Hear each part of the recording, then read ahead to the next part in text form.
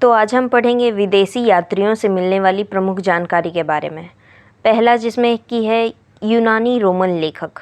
तो यूनानी रोमन लेखक में भी 9 का नाम यहाँ पे दिया गया है, बाकियों का हम लोग बाद में पढ़ेंगे। तो इसमें से पहले लेखक हैं टेसियस। ये ईरान के राजवैद्य थे। भारत के संबंध में इनका विवरण आश्चर्यजनक कहानियों से परिपूर्ण होने के कारण अविश्वसनीय है। यानी कि भारत के संबंध में ये जो बोलते हैं और इनके बारे में जो बोला जाता है वो बहुत ही आश्चर्यजनक है और हमें यह विश्वास नहीं होता है। दूसरे जो यूनानी रोमन लेखक थे उनका नाम था हेरोडोटस। इन्हें इतिहास का पिता भी कहा जाता है और इन्होंने अपनी पुस्तक हिस्टोरिका में 5वीं शताब्दी ईसा पूर्व के भारत और फारस के संबंध का वर्णन किया है। लेकिन इनका विवरण भी दूसरों को सुनने के बाद इन्होंने उस किताब हिस्टोरिका में वर्णन किया है भारत और फारस के संबंध के बारे में, और बहुत सारी अफवाहों पे ये बुक आधारित है।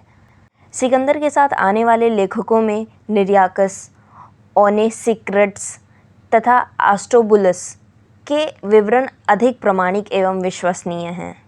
यानी कुल मिलाकर सिकंदर के साथ जितने भी लेखक आए थे वो सारे बहुत अच्छे थे, बहुत ही अच्छे लेखक थे, और वो जो भी लिखते थे वो पूरे प्रमाण के साथ लिखते थे और लोगों को इस पर भरोसा भी था। अगले जो लेखक हैं उनका नाम है मेगास्थनीज। ये सेल्यूकस निकेटर के राजदूत थे जो चंद्रगुप्त मौर्य के दरबार में आए थे, और इन्होंने अपनी पुस्तक इंडिका लिखा था। उसमें इन्होंने मौर्य युगीन समाज एवं संस्कृति के विषय में विवरण किया था। अगले जो हैं यूनानी रोमन लेखक उनका नाम है डाइमेकस। यह सीरियन नरेश आंतियोकस के राजदूत थे जो कि बिंदुसार के राज दरबार में आए थे। इनका विवरण भी मौर्य युग से संबंधित है।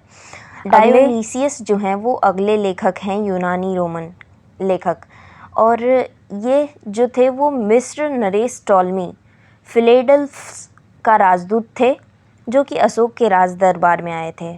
अगले जो लेखक हैं उनका नाम है टॉलमी। इन्होंने 2री शताब्दी में भारत का भूगोल यानी कि ज्योग्राफी की बुक इन्होंने ही लिखी थी। याद रखिएगा, ज्योग्राफी की बुक के ऑथर टॉलमी हैं। अगले जो यूनानी रोमन लेखक हैं उनका नाम प्लिनी है। इन्होंने 1म शताब्दी में नेचुरल हिस्ट्री नामक पुस्तक लिखी थी। इसमें भारतीयों, पशुओं, पेड़ पौधों, खनिज पदार्थों आदि के बारे में उन्होंने विवरण किया है। अगले जो यूनानी रोमन लेखक हैं उनका नाम है पेरिप्लस ऑफ द इरिथ्रियन सी। इस पुस्तक के लेखक के बारे में कोई जानकारी नहीं दी गई है। यह लेखक करीब 80 ईस्वी में हिंद महासागर की यात्रा पर आए थे और इन्होंने उस समय के भारत के बंदरगाहों तथा व्यापारिक वस्तुओं के बारे में जानकारी दी है। आगे बढ़ते हैं हम सब। तो आगे बढ़ते हुए हम लोग चीनी लेखक के बारे में पढ़ेंगे। तो पहले चीनी लेखक हैं फाहियान। ये चीनी यात्री गुप्त नरेश चंद्रगुप्त द्वितीय के दरबार में आए थे और इन्होंने अपने विवरण में मध्य प्रदेश की समाज एवं संस्कृति के बारे में वर्णन किया है। इन्होंने मध्य प्रदेश की जनता को सुखी एवं समृद्ध बताया है। दूसरे जो चीनी लेखक हैं उनका नाम है संयुगन। यह 1518 ईस्वी में भारत आए और इन्होंने अपनी 3 वर्षों की यात्रा में बौद्ध धर्म की प्राप्तियाँ एकत्रित की। तीसरे जो चीनी लेखक हैं उनका नाम है वेनसोंग। यह हर्षवर्धन के शासनकाल में भारत आए। वेनसोंग 629 ईस्वी में चीन से भारतवर्ष के लिए प्रस्थान किया और लगभग 1 वर्ष की यात्रा के बाद ये सबसे पहले भारतीय राज्य कपिसा पहुँचे। भारत में यह लगभग 15 वर्षों तक ठहरे और ठहरकर 645 ईस्वी में यह चीन लौट गए। वह बिहार में नालंदा जिला स्थित नालंदा विश्वविद्यालय, जिसको हम national open university Nalanda university भी कहते हैं, उसमें यह पढ़ने आए थे, अध्ययन करने आए थे तथा भारत से बौद्ध ग्रंथों को एक साथ इकट्ठा कर ले जाने भी आए थे। इनका भ्रमण वृत्तांत CU की नाम से प्रसिद्ध है, जिसमें 138 देशों का विवरण किया गया है और हम अगर पढ़ें तो हमें मिलेगा भी। इसने हर्षकालीन समाज, धर्म तथा राजनीति के बारे में भी वर्णन किया है। इसके अनुसार सिंध के राजा जो थे वो शूद्र थे। नोट यहाँ पे लिखा गया है कि वेनसोंग के अध्ययन के समय नालंदा विश्वविद्यालय के कुलपति आचार्य शीलभद्र थे। यानी कि जब ये नालंदा विश्वविद्यालय में पढ़ाई करते थे उस समय उस विश्वविद्यालय के कुलपति आचार्य शीलभद्र थे। इत सिंह, यह 7वीं शताब्दी के अंत में भारत आए और इन्होंने अपने विवरण में नालंदा विश्वविद्यालय, विक्रमशिला विश्वविद्यालय तथा अपने समय के भारत का वर्णन किया है। हम सब आगे बढ़ते हैं और आगे हम लोग पढ़ेंगे अरबी लेखक के बारे में, जिसमें से पहला नाम अल बरूनी का आता है। यह महमूद गजनवी के साथ भारत आए थे और अरबी में लिखी गई उनकी कृति किताब उल हिंद या तहकीक ए हिंद, जिसको हम हिंदी में कहते हैं भारत की खोज, आज भी इतिहासकारों के लिए एक महत्वपूर्ण स्रोत है। यह एक विस्तृत ग्रंथ है जो धर्म और दर्शन, त्योहारों, खगोल विज्ञान, कीमिया, रीति रिवाजों तथा प्रथाओं, सामाजिक जीवन, भार तौल तथा मापन विधियों, पूर्ति कला, कानून, मापतंत्र, विज्ञान आदि विषयों के आधार पर 80 अध्यायों में विभाजित है। इसमें राजपूत कालीन समाज, धर्म, रीति रिवाज, राजनीति आदि पर सुंदर प्रकाश डाला गया है। दूसरे जो अरबी लेखक हैं उनका नाम है इब्न बतूता। इनके द्वारा अरबी भाषा में लिखा गया था उनका यात्रा वृत्तांत, जिसे रिवला भी कहा जाता है, 14वीं शताब्दी में भारतीय उपमहाद्वीप के सामाजिक तथा सांस्कृतिक जीवन के विषय में बहुत ही प्रचुर तथा सबसे रोचक जानकारियाँ इन्हीं से हमें मिलती है, रिवला से। 1333 ईस्वी में दिल्ली ये पहुँचे और इनकी विद्वता से प्रभावित होकर सुल्तान मोहम्मद बिन तुगलक ने उन्हें दिल्ली का काजी या जिसको हम न्यायाधीश भी बोलते हैं वो नियुक्त किया। और जो लेखक बच गए वो अन्य लेखक की कैटेगरी में आते हैं। तो अन्य लेखक में आते हैं तारानाथ। वो एक तिब्बती लेखक थे और इन्होंने कंगियूर तथा तंगियूर नामक ग्रंथ की रचना की। इन्होंने भारतीय इतिहास के बारे में जानकारी उसमें दी है और हमें भारतीय इतिहास के बारे में जानकारी मिलती है। दूसरे जो अन्य लेखक की श्रेणी में आते हैं वो हैं मार्को पोलो। यह 13वीं शताब्दी के अंत में पांड्य देश की यात्रा पर आए थे और इनका विवरण पांड्य इतिहास के अध्ययन के लिए बहुत ही उपयोगी है। आगे बढ़ते हुए हम पढ़ेंगे पुरातत्व संबंधी साक्ष्य से मिलने वाली जानकारी। तो 1400 ईस्वी पूर्व के अभिलेख बोगाज कोई एशिया माइनर, जिन्हें हम कहते हैं, से वैश्विक देवता मित्र, वरुण, इंद्र और नासत्य अश्विनी कुमार के नाम मिलते हैं। मध्य भारत में भागवत धर्म विकसित होने का प्रमाण यवन राजदूत होलियोडोरस के वेशनगर विदिशा गरुड़ स्तंभ लेख से प्राप्त होता है। सबसे पहले भारतवर्ष का जिक्र हाथी गुम्फा अभिलेख में है। सर्वप्रथम भारत पर होने वाले हून आक्रमण की जानकारी भीतरी स्तंभ लेख से प्राप्त होती है। सती प्रथा का पहला लिखित साक्ष्य एरन अभिलेख शासक भानुगुप्त से प्राप्त होती है। रेशम बुनकर की श्रेणियों की जानकारी मंदसौर अभिलेख से प्राप्त होती है। नोट में लिखा गया है कि अभिलेखों का अध्ययन एपिग्राफी कहलाता है, यानी कि अभिलेखों के अध्ययन को हम एपिग्राफी भी कह सकते हैं।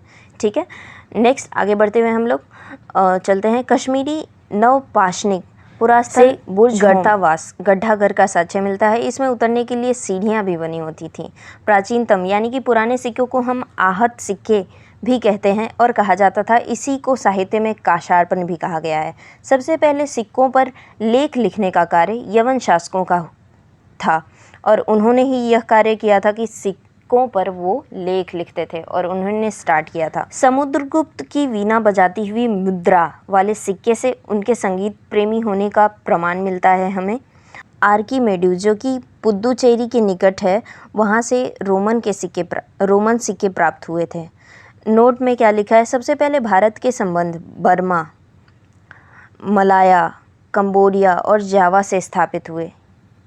पहले के ज़माने में इतना संबंध तो होता नहीं था, लेकिन सबसे पहले बर्मा से हुआ था, उसके बाद मलाया से हुआ, फिर कंबोडिया के साथ और जावा से स्थापित होना शुरू हुए भारत के संबंध। हम सब आगे बढ़ते हैं और आगे हम प्रागैतिहासिक काल के बारे में पढ़ेंगे। जिस काल में मनुष्य ने घटनाओं का कोई लिखित विवरण उद्धृत नहीं किया उसे प्रागैतिहासिक काल कहते हैं।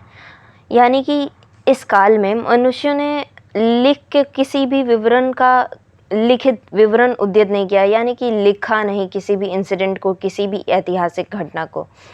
मानव विकास के उस काल को इतिहास कहा जाता है और इसी को इतिहास कहा जाता है हिस्ट्री, जिसका विवरण लिखित रूप में उपलब्ध है और इसका विवरण है, उन्होंने लिखा है और इसलिए हम हिस्ट्री आज भी पढ़ते हैं। आद्य ऐतिहासिक काल उस काल को कहते हैं जिस काल में लेखन कला के प्रचलन के बाद उपलब्ध लेख पढ़े नहीं जा सकते।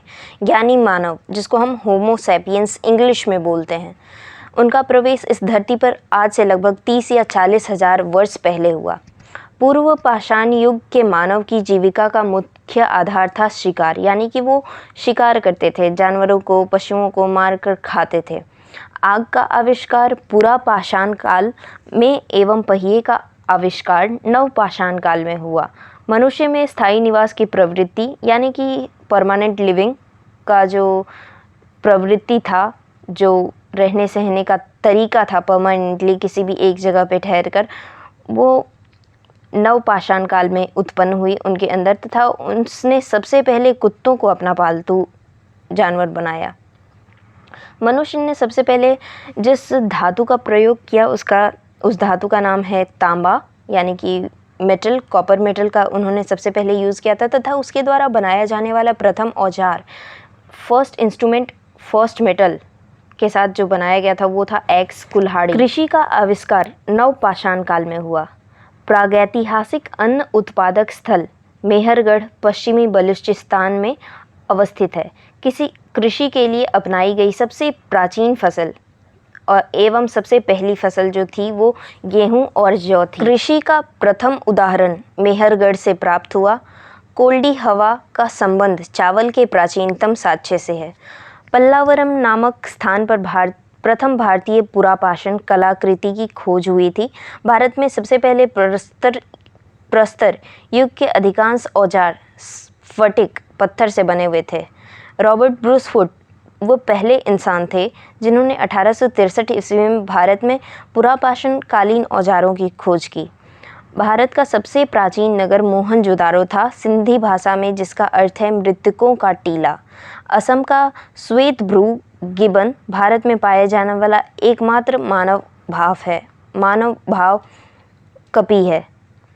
इनाम गांव ताम्रपाषाण युग की एक बड़ी बस्ती थी। इसका संबंध जोरवे संस्कृति से है। भारत में शिवालक की पहाड़ी से जीवाश्म का प्रमाण मिला है। भारत में मनुष्य संबंधी सबसे पहला प्रमाण नर्मदा घाटी में मिला है।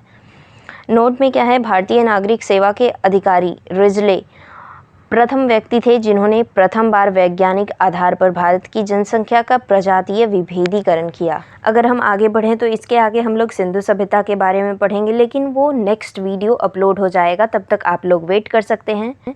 अगर आप चैनल में नए हैं तो चैनल को सब्सक्राइब करना मत भूलिएगा, और अगर वीडियो पसंद आया हो तो एक लाइक ज़रूर करते जाइएगा, क्योंकि आपके लाइक से ही हमें मोटिवेशन मिलता है और इतना लंबा वीडियो बनाने का साहस हम जुटा पाते हैं। तब तक के लिए जय हिंद, पढ़ाई करते रहें, ऑल द वेरी बेस्ट।